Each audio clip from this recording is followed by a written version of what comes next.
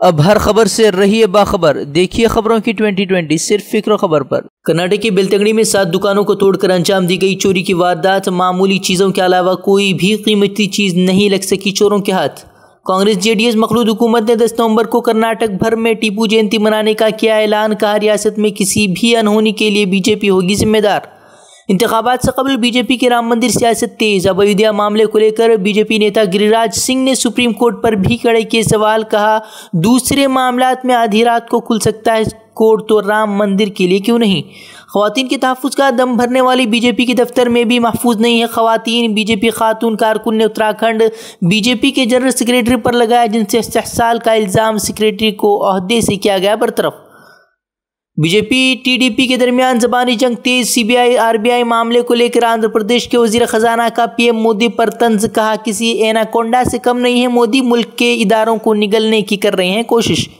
TDP के वार से बौखलाई BJP ने किया पलटवार। टीडीपी सरबराह चंद्रबाबू नायडू को बताया बदनवानी का बादशाह। कहा जो 2017 में दोबारा मोदी को वजीर आजम बनाने की कर रहे थे बात, अब वही मोदी को ठहरा रहे हैं गुनहगार। राम मंदिर मामले में फंसी बीजेपी सरकार अब साधु संतों को साधने की कर रही है कोशिश। यूपी सीएम योगी आदित्यनाथ का ऐलान। कहा दिवाली के बाद शुरू होगा राम मंदिर की तामीर का काम। बिच्छू से पीएम मोदी का मुआवजा करने वाले बयान पर शशि थरूर के खिलाफ हत्या की इज्जत का केस दर्ज। शशि थरूर का बयान मुकदमा कर मुसन्निफीन की आज़ादी पर हमला कर रही है सरकार। कहा मुझे मुल्की अदलिया पर है भरोसा।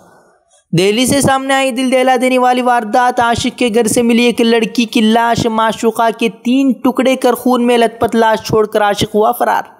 कश्मीर में हिफाजती दस्तों और जंगजों के बीच मुठभेड़। तसादुम में 2 अस्करियत पसंद हलाक। कल शाम से जारी था ऑपरेशन। मध्य प्रदेश असेंबली इंतखाबात के लिए कांग्रेस ने जारी की उम्मीदवारों की पहली फहरिस्त। 230 नशिस्तों के लिए 155 उम्मीदवारों की पहली फहरिस्त का किया ऐलान। इंतखाबी सरगर्मियों के दरमियान राजस्थान में बीजेपी कारकुन के कत्ल से सनसनी। नामालूम हमलावरों ने गोली मारकर किया कत्ल। सर कलम करने की भी की नाकाम कोशिश। तनसुकिया में 5 किसानों के कत्ल मामले के बाद आसाम में 2 मुश्तबा अफराद को भीड़ ने बनाया निशाना। रास्ता दरियाफ्त कर रहे 2 अफराद की लोगों ने जमकर की पिटाई। अस्पताल में इलाज के दौरान हुई मौत। दिल्ली को आज मिलने जा रही है सिग्नेचर ब्रिज की सौगात। आज शाम केजरीवाल करेंगे पुल का इफ्तिताह। बीजेपी वजीर मनोज तिवारी को नहीं दी गई दावत। पुल के इफ्तिताह से कबल ही शुरू हुई सियासत। मनोज तिवारी का ऐलान। सीएम केजरीवाल से कबल ही खुद जाकर करूंगा पुल का इफ्तिताह।